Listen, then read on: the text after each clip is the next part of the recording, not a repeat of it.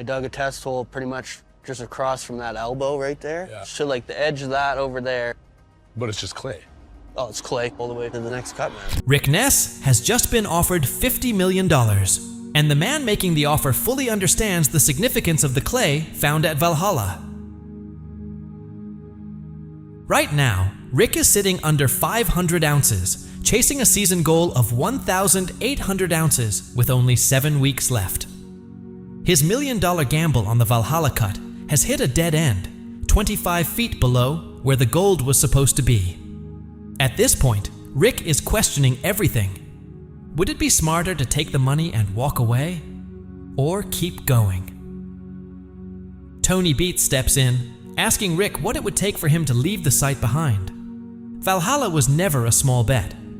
Rick believed an ancient, dried-up riverbed ran 4 miles across his Duncan Creek claims, concentrating coarse gold in a pay layer about 150 feet deep, just like nearby cuts had proven. To reach it, he moved massive amounts of earth and invested $1 million he could barely afford.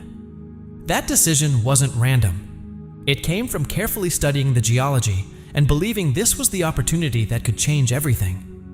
This wasn't a safe move. It was the biggest risk of his career. A full commitment to ground no one had ever mined before. Ground he had studied for years while building the resources and confidence to go after it. His theory was based on real geological data. A 50-foot pay streak had already been confirmed in nearby valleys at around 150 feet deep. Rick believed that same ancient channel and the same gold layer ran through Valhalla. Everything pointed to one conclusion: dig to 150 feet and you hit gold. So he bet $1 million on it.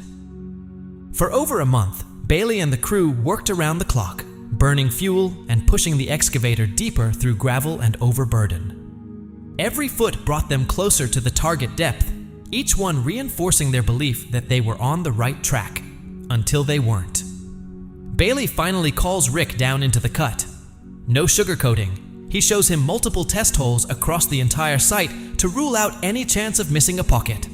Instead of gold-bearing gravel, they find 25 more feet of solid clay beneath where the pay layer should have been. Not the dark, coarse material miners hoped for, just gray, lifeless clay.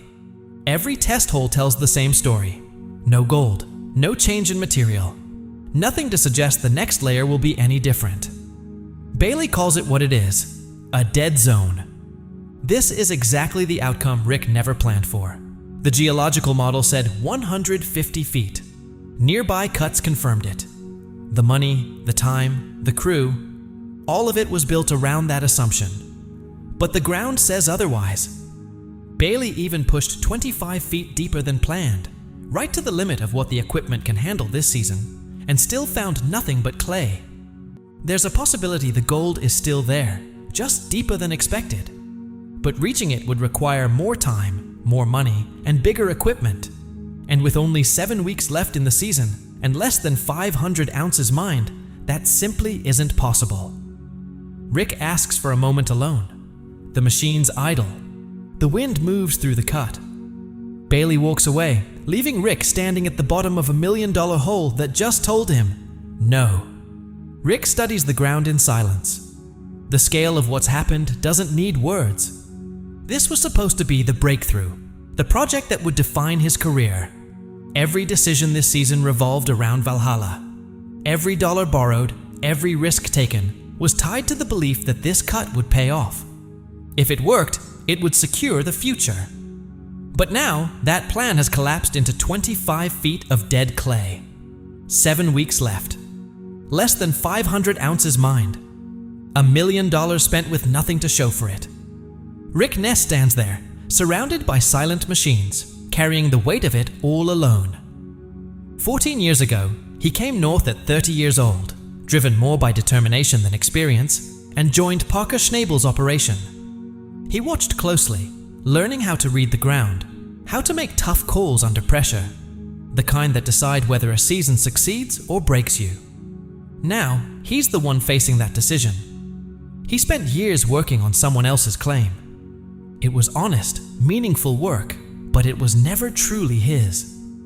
From the beginning, he had one goal in mind: to eventually stand on his own ground, with his own name on the paperwork, running his own operation. He didn't just want a job, he wanted ownership, a claim that belonged to him. Gold pulled from dirt he owned, using equipment he had bought and operated himself. After 14 years in the Yukon, he wanted something he could look at and say with certainty, "This is what I built. This is what all those seasons were for." He came north to build a legacy, and step by step, he has been doing exactly that.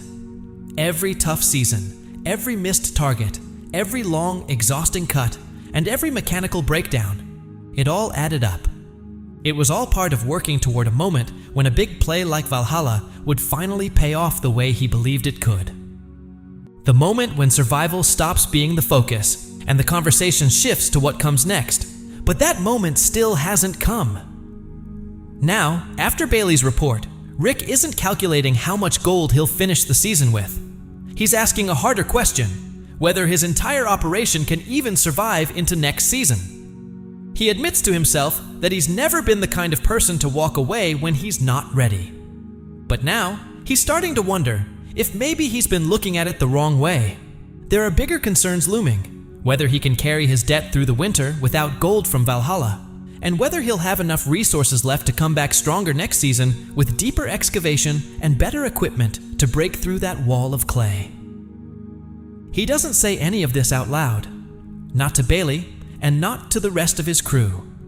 7 people are working long shifts in the cold, trusting him and believing the plan is still on track. Because the moment those doubts are spoken, they become real. And once they're real, he risks losing control of everything. Right now, holding things together is all he has. So instead, he talks to the camera. The camera doesn't have to show up to work tomorrow. It doesn't depend on him the way his crew does.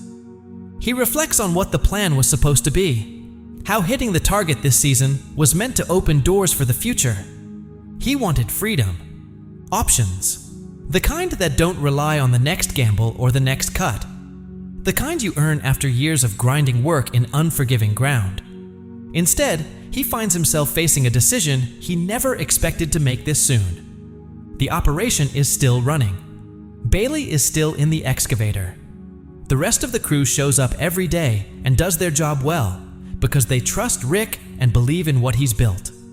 And every morning, Rick reinforces that trust by showing up like a man in control. But the truth is, time is running out, and he knows it. He doesn't tell them about the numbers. He doesn't explain what that clay really means for the final 7 weeks. He doesn't mention Tony Beets' visit or what he said about the value of the ground. He carries all of it alone, because that's what the job demands, and because telling the full truth right now could cost him the last bit of leverage he has. He admits quietly that he's struggling more than he expected. Then he stops, because there's nothing more he can say. 7 people are out there because they believe in him. He can't afford to let that belief crack. Meanwhile, 40 miles away, Parker Schnabel is chasing a massive 10,000-ounce goal, a number that reflects the full strength of his operation when everything runs smoothly. As the season nears its end, that goal is still within reach. But it depends on one thing: keeping Big Red running without interruption. There's no room for breakdowns now. With Tyson away at his sister's wedding, Brennan steps in to move the wash plant. It's no small task. Big Red weighs 50 tons and stands 21 feet tall. Moving it even a mile across rough Yukon terrain is a high-risk operation. Using a massive excavator, Brennan carefully maneuvers the plant into position, inch by inch, making sure it doesn't slip down a steep drop. Finally, it settles into place safely. But another problem appears: the feed conveyor belt. It's 200 feet long, and its seams are badly worn. The metal clips holding it together won't survive the heavy workload ahead. If one clip fails under pressure, the entire belt could tear apart. Brennan had promised Parker the plant would be up and running by night shift, but replacing the belt will take an extra 6 to 8 hours, pushing everything back by a full day. Still, he makes the call to fix it properly. At this stage of the season, running damaged equipment isn't a risk, it's a gamble with everything. So he takes the time, replaces the belt, checks every seam, and inspects every connection. Because losing one day is manageable, losing 3 days to a major breakdown isn't. He does the job once, and does it right. When Big Red finally fires up and gravel starts moving through the system, Brennan watches closely. Everything looks good. Then Parker returns. At first, everything seems in place. The plant is running, the conveyor is smooth, and then suddenly, smoke starts coming from the pump. The call goes out immediately. Something's wrong, and it needs attention fast. The pay pile is finally positioned exactly where it needs to be, the starting point for the push that will define Parker's entire season. He's already a day behind schedule, but that delay likely saved him from a major breakdown caused by the damaged conveyor seams.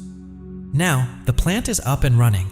The pay piles are right where Parker left them, ready to go. Meanwhile, Tony Beets arrives at Duncan Creek. Tony doesn't show up just to chat. When he visits, there's always a reason. He walks the ground with Rick, studying it closely. After years of working in the Yukon, Tony reads land the way others read financial reports. He looks at everything: the confirmed gold streaks, the proven depths from nearby cuts, and the full stretch of Duncan Creek claims Rick has spent 14 years building toward, and he sees something bigger than the current struggles. Beyond the failed season and the clay wall at Valhalla, Tony sees a large, legitimate gold system, one that hasn't been fully tapped simply because Rick hasn't had the capital to develop it at the scale it truly requires. Then Tony says it out loud. At current gold prices, Rick's claims could hold more than $50 million worth of gold. The number hits hard, but Tony doesn't stop there. He wants to put a real offer on the table. Rick hesitates. Selling wasn't part of the plan, but for the first time, he's not sure anymore. Tony pushes him to name a price, but then suggests they continue the conversation privately, away from the crew. Because Tony Beets doesn't talk about buying ground unless he's serious. Rick listens, walks him out, and watches him leave, left alone with a number that keeps echoing in his mind. 7 zeros. It's not just that the offer is tempting. Of course it is. What makes it difficult is what it represents in Rick's current situation. If he accepts the offer, everything changes instantly. The clay at Valhalla stops being his problem. The gap between his current gold total, under 500 ounces, and his 1,800 ounce goal disappears as a concern. The pressure of debt tied to a bigger plan fades away. He walks away from the Yukon, not just covering his losses, but with real financial freedom. The kind of options he came north to earn in the first place. But there's a cost. Taking Tony's deal means giving up the deeper ground at Valhalla, the gold that may still lie beneath the clay, waiting for more time, more money, and bigger equipment to reach it. It means handing that opportunity over to Tony, who has the resources to unlock it on his own terms. And it means that after 14 years of work, Rick's journey ends not with him achieving his goal, but with him stepping away before the ground pays off. He came here to pull gold from his own land, not to sell that chance to someone else. But every time it seems like he's close, something shifts. The ground changes. The plan falls apart. Valhalla was supposed to be the breakthrough. The clay shut that down completely, and now, for the first time in 14 years, walking away feels like a real option. Rick reflects on how long it's been. He arrived in the Yukon at 30. 14 years later, he jokes about his age, but it doesn't feel like a joke anymore. Now comes the decision. Tony's offer is real. 7 weeks remain in the season. The gold beneath Valhalla is unreachable with the current equipment before winter shuts everything down. On paper, Rick is standing on $50 million worth of gold.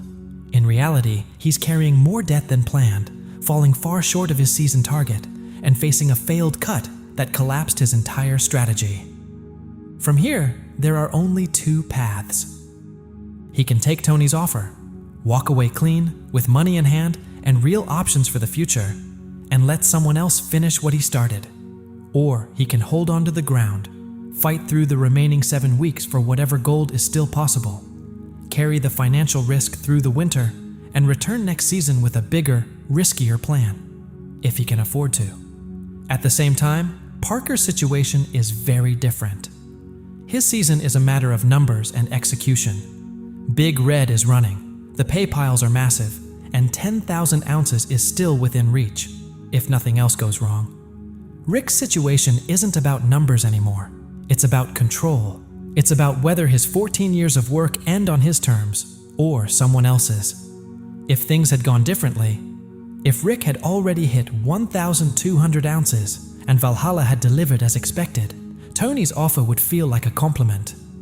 Something to consider, but easy to turn down. But that's not reality. Rick is under 500 ounces, with 7 weeks left and $1 million failure behind him. In this context, Tony's offer isn't just attractive, it feels like a lifeline. And Rick knows Tony understands that. Tony didn't come to help. He came because he saw opportunity.